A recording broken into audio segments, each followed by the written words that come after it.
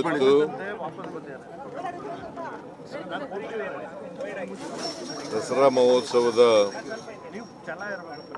ಕೊನೆಯ ದಿನ ಅಂದರೆ ವಿಜಯದಶಮಿಯ ದಿನ. ಈ ಸಾರಿ 10 ದಿನಗಳ ಬದಲು 11 ದಿನಗಳು ವಿಜಯದಶಮಿ ಆಗಿದೆ. ಅದು ಶಾಸ್ತ್ರದ ಪ್ರಕಾರ ಆಗಿರತಕ್ಕಂಥದ್ದು. ನಾನು ರಾಜ್ಯದ ಜನತೆಗೆ, ನಾಡಿನ ಜನತೆಗೆ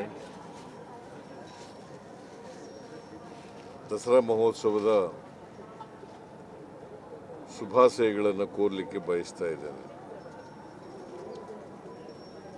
ಈ ವರ್ಷ ಒಳ್ಳೆ ಮಳೆಯಾಗಿದೆ ಎಲ್ಲ ಜಿಲ್ಲೆಗಳಲ್ಲೂ.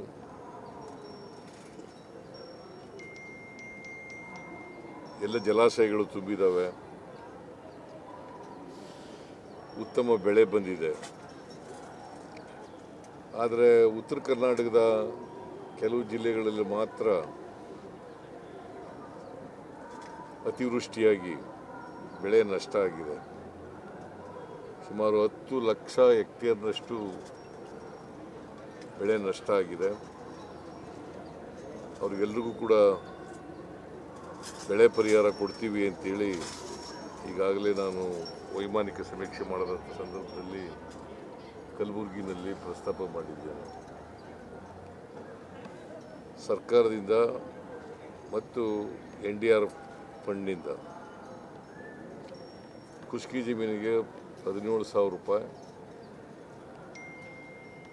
ನೀರಾವರಿ ಜಮೀನಿಗೆ 17,500 ರೂಪಾಯಿ ಮತ್ತು ಬಹು ಬೆಳೆ ಬೆಳೀತಕ್ಕಂಥ ಬೆಳೆಗಳಿಗೆ 31,000 ರೂಪಾಯಿ ಕೊಡ್ತೀವಿ ಅಂತಕ್ಕಂಥದ್ದು. ಒಂದು ಹೆಕ್ಟೇರ್ಗೆ ಕೊಡ್ತೀವಿ ಅಂತ.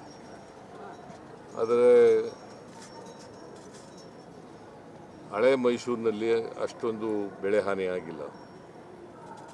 ಒಟ್ಟು ರಾಜ್ಯದಲ್ಲಿ 10 ಲಕ್ಷ ಹೆಕ್ಟೇರ್ ಪ್ರದೇಶದಲ್ಲಿ ಬೆಳೆ ಹಾನಿಯಾಗಿದೆ. ನಾವು ಇನ್ನೂ ಜಂಟಿ ಸರ್ವೆ ಮುಗಿದಿಲ್ಲ ಪೂರ್ಣವಾಗಿ. ಯಾಕಂತಂದರೆ ಮಳೆ ಬೀಳುತ್ತಲೇ ಇರೋದರಿಂದ ಜಮೀನುಗಳಲ್ಲಿ ಸರ್ವೆ ಮಾಡೋಕ್ಕಾಗದೇ ಇರೋಂಥ ಪರಿಸ್ಥಿತಿ ನಿರ್ಮಾಣ ಆಗಿದೆ. ಹಾಗಾಗಿ ನಾವು ಎಲ್ಲ 10 ಲಕ್ಷಕ್ಕೂ ಕೂಡ ಬೆಳೆ ಪರಿಹಾರನ ಕೊಡಲಿಕ್ಕಾಗಿಲ್ಲ. ಕಾರಣ ಯಾಕಂತಂದರೆ ಜಂಟಿ ಸರ್ವೆ ಮುಗಿದಿಲ್ಲ. ಜಂಟಿ ಸರ್ವೆ ಆದಮೇಲೆ ತಕ್ಷಣ ಬೆಳೆ ಪರಿಹಾರನ ಕೊಡ್ತೀವಿ. ಸೊ ಮೈಸೂರಿನಲ್ಲಿ ಈ ಸಾರಿ ಹೆಚ್ಚು ಪ್ರವಾಸಿಗರು ಬಂದಿದ್ದಾರೆ ದಸರಾ ನೋಡಲಿಕ್ಕೆ. ಇದು ವಿಶ್ವವಿಖ್ಯಾತ ದಸರಾ ಮಹೋತ್ಸವ, ವರ್ಷಕ್ಕೊಮ್ಮೆ ನಡೀತಕ್ಕಂಥದ್ದು. ಈ ದಸರಾ ಮೆರವಣಿಗೆ, ಜಂಬೂ ಸವಾರಿ ಅದು ಇವತ್ತು ನಡೀತದೆ.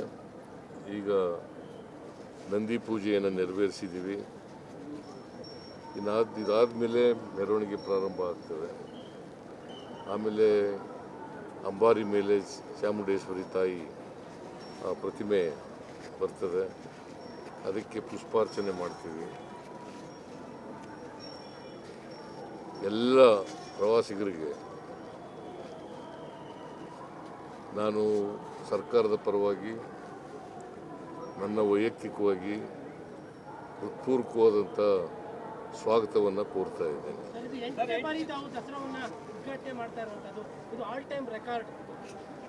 ಗೊತ್ತಿಲ್ಲ ನನಗೆ ರೆಕಾರ್ಡ್ ಏನಾಗಿದೆ ಅಂತ. ಬಟ್ ನಾನು 2ನೇ ಸಾರಿ ಮುಖ್ಯಮಂತ್ರಿಯಾಗಿ, ಹಿಂದೆ ಮುಖ್ಯಮಂತ್ರಿಯಾಗಿರುವಾಗ ಎಲ್ಲ ವರ್ಷಗಳಲ್ಲೂ ಕೂಡ ಅಟೆಂಡ್ ಆಗಿದ್ದೀನಿ. ಮತ್ತು ಈಗ 2ನೇ ಸಾರಿ ಮುಖ್ಯಮಂತ್ರಿ ಆದ ಮೇಲೂ ಕೂಡ ಅಟೆಂಡ್ ಆಗಿದ್ದೀನಿ 3 ಬಾರಿ. ಅದರಿಂದ 8 ಬಾರಿ ಆಗಿರಬೇಕು, ಮುಖ್ಯಮಂತ್ರಿಯಾಗಿ 8 ಬಾರಿ ಆಗಿರಬೇಕು. ಸೊ ಇದು ರೆಕಾರ್ಡ್ ಏನೋ ಗೊತ್ತಿಲ್ಲ ನನಗೆ, ನಾನು ರೆಕಾರ್ಡ್ ನೋಡೋಕ್ಕೆ ಹೋಗಿಲ್ಲ. ಬಟ್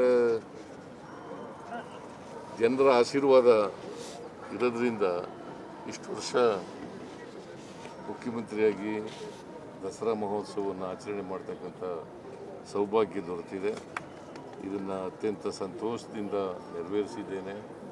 ಮತ್ತು ಜನರು, ಇದು ನಾಡ ಹಬ್ಬ, ಜನರ ಹಬ್ಬ. ಜನರು ಖುಷಿ ಆದರೆ ನಾವು ಸರ್ಕಾರ ಖುಷಿ ಆಯ್ತೀವಿ. ಜನರು ಹೆಚ್ಚು ಹೆಚ್ಚು ಜನ ಪಾಲ್ಗೊಳ್ಳೋದ್ರಿಂದ ಸರ್ಕಾರನೂ ಕೂಡ ಇದರಲ್ಲಿ ಖುಷಿ ಆಗ್ತದೆ ಅಂತಕ್ಕಂಥ ಮಾತುಗಳನ್ನು ಹೇಳಲಿಕ್ಕೆ ಬಯಸ್ತಾ ಇದ್ದೇನೆ. ಮತ್ತೊಮ್ಮೆ ಈ ರಾಜ್ಯದ ಎಲ್ಲ ಜನರಿಗೆ ಮತ್ತು ಮತ್ತೊಮ್ಮೆ ನಾನು ದಸರಾ ಮಹೋತ್ಸವವನ್ನು ಉದ್ಘಾಟನೆ ಮಾಡಿದಂಥ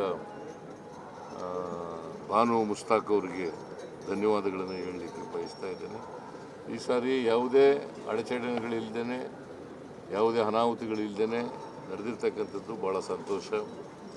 ಅದಕ್ಕಾಗಿ ಎಲ್ಲ ಅಧಿಕಾರಿ ವರ್ಗದವ್ರಿಗೆ, ಮಹದೇವಪ್ಪನವ್ರಿಗೆ, ಮಹದೇವಪ್ಪ ಎಕ್ಸಿಕ್ಯೂಟಿವ್ ಕಮಿಟಿ ಚೇರ್ಮನ್ ಅವ್ರಿಗೆ, ಮತ್ತು ಎಲ್ಲ ಅಧಿಕಾರಿ ವರ್ಗದವ್ರಿಗೆ, ಮತ್ತು ಎಲ್ಲ ಮಂತ್ರಿವರ್ಯರು, ಶಾಸಕರು, ಅವರೆಲ್ಲರಿಗೂ ಕೂಡ ಧನ್ಯವಾದಗಳನ್ನು ಹೇಳಲಿಕ್ಕೆ ಬಯಸ್ತಾ ಇದ್ದೀನಿ.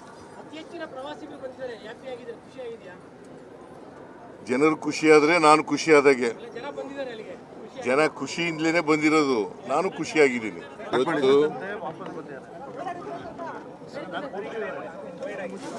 ದಸರಾ ಮಹೋತ್ಸವದ ಕೊನೆಯ ದಿನ ಅಂದರೆ ವಿಜಯದಶಮಿಯ ದಿನ. ಈ ಸಾರಿ 10 ದಿನಗಳ ಬದಲು 11 ದಿನಗಳು ವಿಜಯದಶಮಿ ಆಗಿದೆ. ಅದು ಶಾಸ್ತ್ರದ ಪ್ರಕಾರ ಆಗಿರತಕ್ಕಂಥದ್ದು. ನಾನು ರಾಜ್ಯದ ಜನತೆಗೆ, ನಾಡಿನ ಜನತೆಗೆ ದಸರಾ ಮಹೋತ್ಸವದ ಶುಭಾಶಯಗಳನ್ನು ಕೋರಲಿಕ್ಕೆ ಬಯಸ್ತಾ ಇದ್ದೇನೆ. ಈ ವರ್ಷ ಒಳ್ಳೆ ಮಳೆಯಾಗಿದೆ ಎಲ್ಲ ಜಿಲ್ಲೆಗಳಲ್ಲೂ.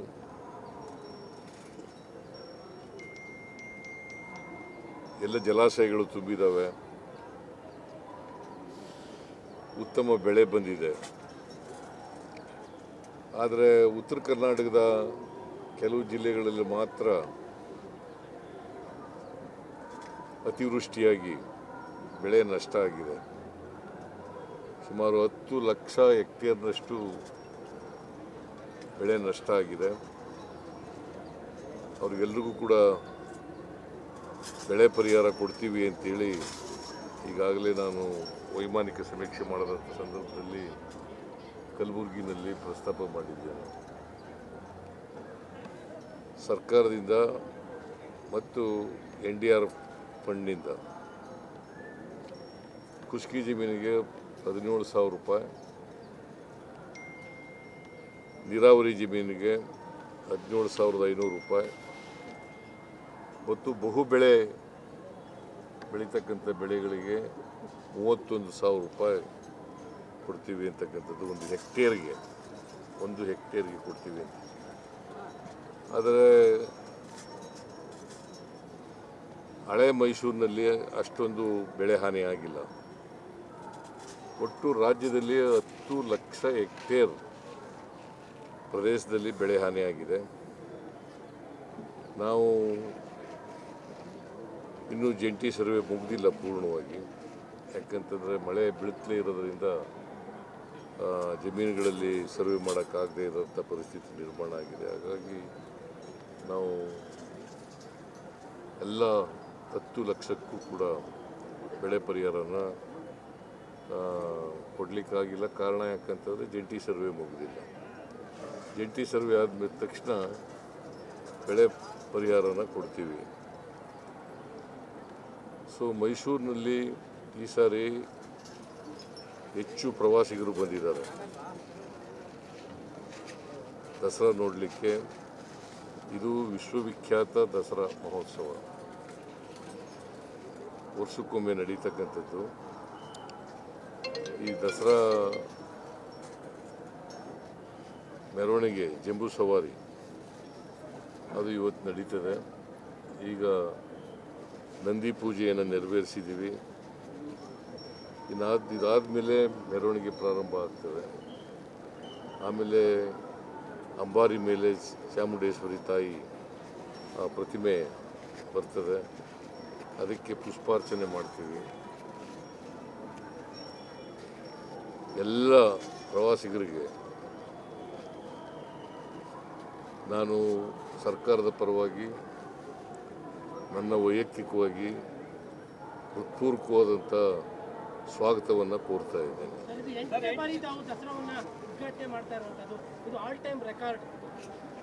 ಗೊತ್ತಿಲ್ಲ ನನಗೆ ರೆಕಾರ್ಡ್ ಏನಾಗಿದೆ ಅಂತ. ಬಟ್ ನಾನು 2ನೇ ಸಾರಿ ಮುಖ್ಯಮಂತ್ರಿಯಾಗಿ, ಹಿಂದೆ ಮುಖ್ಯಮಂತ್ರಿಯಾಗಿರುವಾಗ ಎಲ್ಲ ವರ್ಷಗಳಲ್ಲೂ ಕೂಡ ಅಟೆಂಡ್ ಆಗಿದ್ದೀನಿ. ಮತ್ತು ಈಗ 2ನೇ ಸಾರಿ ಮುಖ್ಯಮಂತ್ರಿ ಆದಮೇಲೂ ಕೂಡ ಅಟೆಂಡ್ ಆಗಿದ್ದೀನಿ 3 ಬಾರಿ. ಅದರಿಂದ 8 ಬಾರಿ ಆಗಿರಬೇಕು, ಮುಖ್ಯಮಂತ್ರಿಯಾಗಿ 8 ಬಾರಿ ಆಗಿರಬೇಕು. ಸೊ ಇದು ರೆಕಾರ್ಡ್ ಏನೋ ಗೊತ್ತಿಲ್ಲ ನನಗೆ, ನಾನು ರೆಕಾರ್ಡ್ ನೋಡೋಕ್ಕೆ ಹೋಗಿಲ್ಲ. ಬಟ್ ಜನರ ಆಶೀರ್ವಾದ ಇರೋದ್ರಿಂದ ಇಷ್ಟು ವರ್ಷ ಮುಖ್ಯಮಂತ್ರಿಯಾಗಿ ದಸರಾ ಮಹೋತ್ಸವವನ್ನು ಆಚರಣೆ ಮಾಡ್ತಕ್ಕಂಥ ಸೌಭಾಗ್ಯ ದೊರೆತಿದೆ. ಇದನ್ನು ಅತ್ಯಂತ ಸಂತೋಷದಿಂದ ನೆರವೇರಿಸಿದ್ದೇನೆ. ಮತ್ತು ಜನರು, ಇದು ನಾಡ ಹಬ್ಬ, ಜನರ ಹಬ್ಬ. ಜನರು ಖುಷಿಯಾದರೆ ನಾವು ಸರ್ಕಾರ ಖುಷಿ ಆಯ್ತೀವಿ. ಜನರು ಹೆಚ್ಚು ಜನ ಪಾಲ್ಗೊಳ್ಳೋದ್ರಿಂದ ಸರ್ಕಾರನೂ ಕೂಡ ಇದರಲ್ಲಿ ಖುಷಿ ಆಗ್ತದೆ ಅಂತಕ್ಕಂಥ ಮಾತುಗಳನ್ನು ಹೇಳಲಿಕ್ಕೆ ಬಯಸ್ತಾ ಇದ್ದೇನೆ. ಮತ್ತೊಮ್ಮೆ ಈ ರಾಜ್ಯದ ಎಲ್ಲ ಜನರಿಗೆ ಮತ್ತು ಮತ್ತೊಮ್ಮೆ ನಾನು ದಸರಾ ಮಹೋತ್ಸವವನ್ನು ಉದ್ಘಾಟನೆ ಮಾಡಿದಂಥ ಬಾನು ಮುಸ್ತಾಕ್ ಅವರಿಗೆ ಧನ್ಯವಾದಗಳನ್ನು ಹೇಳಲಿಕ್ಕೆ ಬಯಸ್ತಾ ಇದ್ದೇನೆ. ಈ ಸಾರಿ ಯಾವುದೇ ಅಡಚಣೆಗಳಿಲ್ಲದೇ, ಯಾವುದೇ ಅನಾಹುತಗಳಿಲ್ಲದೇ ನಡೆದಿರ್ತಕ್ಕಂಥದ್ದು ಭಾಳ ಸಂತೋಷ. ಅದಕ್ಕಾಗಿ ಎಲ್ಲ ಅಧಿಕಾರಿ ವರ್ಗದವ್ರಿಗೆ, ಮಹದೇವಪ್ಪ ಎಕ್ಸಿಕ್ಯೂಟಿವ್ ಕಮಿಟಿ ಚೇರ್ಮನ್ ಅವ್ರಿಗೆ, ಮತ್ತು ಎಲ್ಲ ಅಧಿಕಾರಿ ವರ್ಗದವ್ರಿಗೆ, ಮತ್ತು ಎಲ್ಲ ಮಂತ್ರಿವರ್ಯರು, ಶಾಸಕರು, ಅವರೆಲ್ಲರಿಗೂ ಕೂಡ ಧನ್ಯವಾದಗಳನ್ನು ಹೇಳಲಿಕ್ಕೆ ಬಯಸ್ತಾ ಇದ್ದೀನಿ. ಜನರು ಖುಷಿಯಾದರೆ ನಾನು ಖುಷಿಯಾದಾಗೆ.